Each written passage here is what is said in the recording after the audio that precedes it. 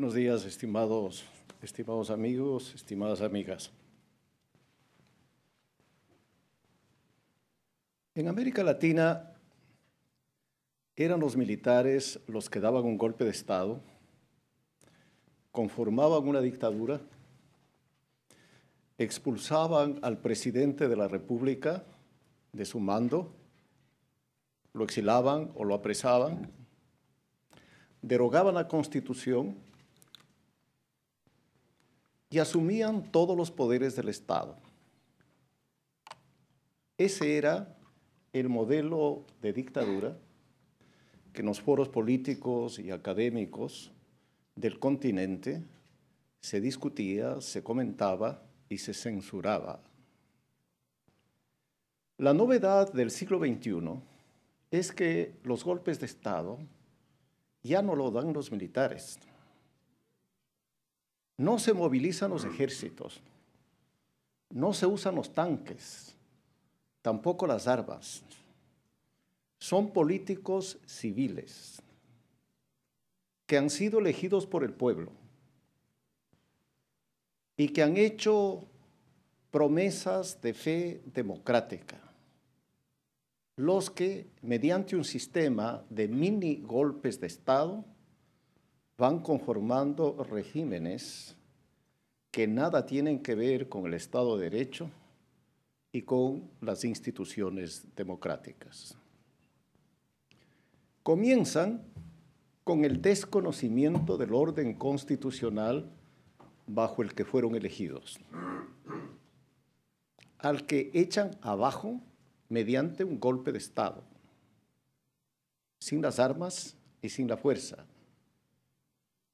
y establecen un nuevo régimen constitucional hecho a su medida y no a la medida de la democracia, del Estado de Derecho y de las libertades públicas.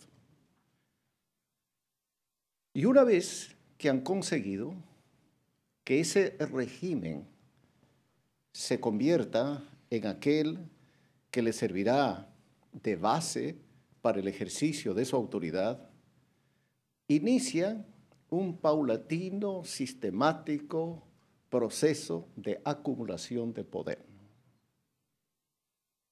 Desaparece en primer lugar el imperio de la ley. Si no respetaron la anterior Constitución porque tenía tales defectos o tales debilidades, o era neoliberal o era conservadora, tampoco respetan la suya, que la sobrepasan cuando quieren, o la reforman mediante consultas populares, o simplemente con leyes o con decretos. De hecho, la Constitución está vigente, igual que sucedía con las dictaduras militares, en todo lo que no se oponga a la voluntad, a los deseos y a los proyectos del presidente en ejercicio. No existe división del poder. Pronto someten a su autoridad a la función legislativa, luego a la función judicial, más tarde a los órganos de control, de manera que no existe ninguna institución del Estado que escape de la autoridad presidencial y que pueda disponer de autonomía para ejercer las funciones propias de un Estado democrático en el cual el poder está dividido. La justicia también pierde su independencia. Y el presidente de la República, directa o indirectamente, designa a la Corte Nacional de Justicia y luego a todos los otros funcionarios, tanto de los tribunales como de la Fiscalía. Y a partir de ese momento, la justicia se convierte en un instrumento político al servicio de los objetivos del presidente de la República. Se restringen las libertades, particularmente la libertad de prensa y la libertad de manifestación, esto es, el derecho de los ciudadanos a concurrir a las calles y a plazas para expresar su protesta o su desacuerdo. Y constituyen, por otra parte, un sistema de propaganda para desacreditar a los adversarios y forman un imperio mediático al servicio del presidente de la República y de sus objetivos políticos. Deja de existir el pluralismo, tan propio de un sistema democrático, en las ideas, en las organizaciones de la sociedad, en todas las manifestaciones de la vida pública, y se impone un pensamiento único, que es aquel que define el presidente de la República. Y todo aquello que se expresa, se diga o se mencione que no corresponda al punto de vista oficial, inmediatamente es negado o abominado por la autoridad y por su aparato de propaganda. Desaparece la alternancia política, elemento de la democracia. Los partidos tienen que sucederse, los líderes también, porque es un proyecto para que el jefe de Estado permanezca en el poder de por vida. Exacto que los viejos caudillos latinoamericanos del siglo XIX, mediante periódicas reelecciones. Reelecciones que no son en realidad elecciones libres. A diferencia de lo que antes ocurría, que los fraudes electorales se hacían el día de las elecciones, hoy esos fraudes se hacen en todo el proceso anterior a las elecciones, mediante normas que inhabilitan a los candidatos de la oposición, que restringen la posibilidad de que pudieran hacerse conocer en el público, que les exigen desmedidos requisitos que no pueden cumplir, y mediante toda suerte de prohibiciones que conforman una vía dolorosa para que un candidato que aparezca en la escena política pueda tener alguna opción de ganar las elecciones. Y si todo esto fracasa, bueno, se produce lo que ocurrió en Venezuela en la última elección presidencial, un evidente fraude realizado el día de las elecciones. Pero no queda ahí su acumulación de poder. Inmediatamente expiden una ley de comunicación, por la cual someten a la autoridad de órganos controlados por el presidente de la República a todos los medios de comunicación. El temor les lleva a una autocensura. Y luego de haber conseguido este propósito, conforman imperios mediáticos. La prensa en estos países era relativamente independiente.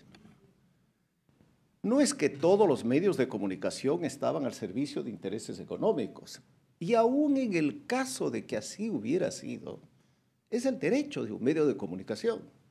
Los Estados Unidos son un ejemplo con el Wall Street Journal. Está al servicio de determinadas posiciones económicas.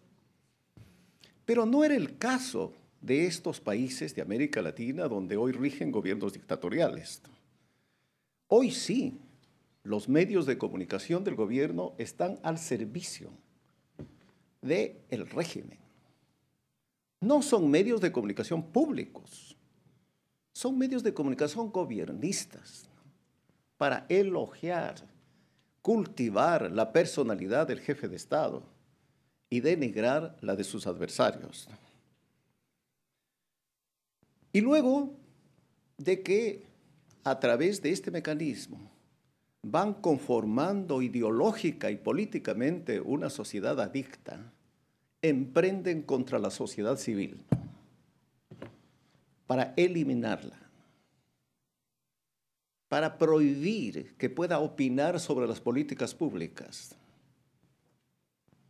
para impedirle que colabore con las organizaciones sociales, indígenas, populares, barriales, de toda naturaleza para esterilizarle a este rico tejido de la sociedad democrática que es la sociedad civil.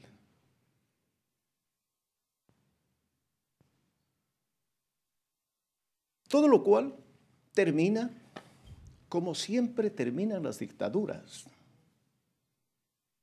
difundiendo una ola incontenible de miedo. Miedo en los líderes políticos, miedo en los líderes sindicales, miedo en los líderes indígenas, miedo en el movimiento femenino, terror en toda la sociedad. La gente no se manifiesta, la gente no opina, la gente no sale a las calles, la gente no protesta. Es la sociedad del silencio que establecen estos regímenes. Y en parte porque los ciudadanos toman conciencia de que están inermes, no pueden defenderse, porque no habrá tribunal, no habrá juzgado, no habrá órgano administrativo, no habrá institución de control en la que puedan los ciudadanos hacer valer sus derechos. Todos ellos fallarán en contra de los ciudadanos, en contra de las libertades, en contra de sus derechos, y confirmarán los abusos de poder del Estado y del gobierno. A estos regímenes se los justifica con dos razones. La una, que son gobiernos elegidos por el pueblo. Si fuera así, aún de ser válido este razonamiento, no sería suficiente para justificar la existencia de un régimen dictatorial. Porque no solo la elección de los gobernantes es un elemento que define y tipifica un régimen como democrático. Hay varios otros elementos, como aquellos que he mencionado, entre ellos el más importante de todos, quizá, que es motivo de esta reunión, que es la independencia de la justicia. En uno de estos países, en el mío, el presidente de la República da órdenes a los jueces y a los fiscales sobre lo que deben hacer y de cómo debe fallar. Públicamente, no privadamente. Ya pueden imaginarse, si lo hace públicamente, qué sucederá en privado. Y los jueces no es que esperan un mes. Al día siguiente dictan la providencia correspondiente. A ese punto ha llegado la justicia en las dictaduras del siglo XXI.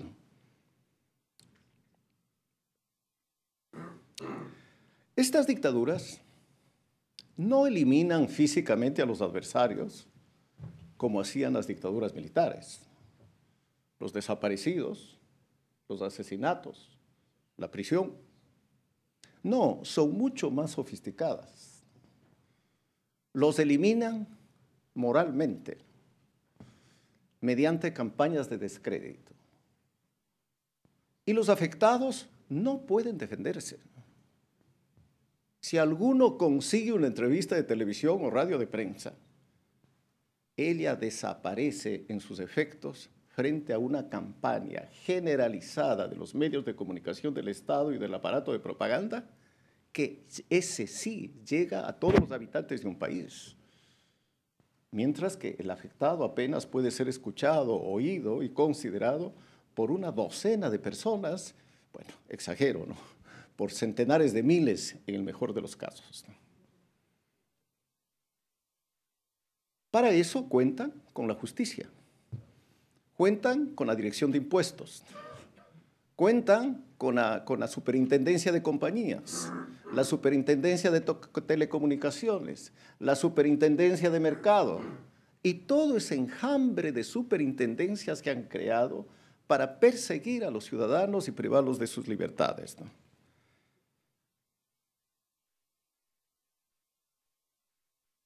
Bien, con las particularidades propias de cada país, esto es lo que ocurre en Venezuela con Chávez primero y Maduro después.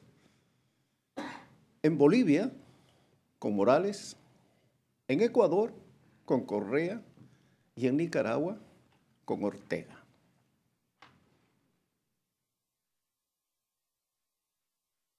Bien, si esto es lo que ocurre en América Latina,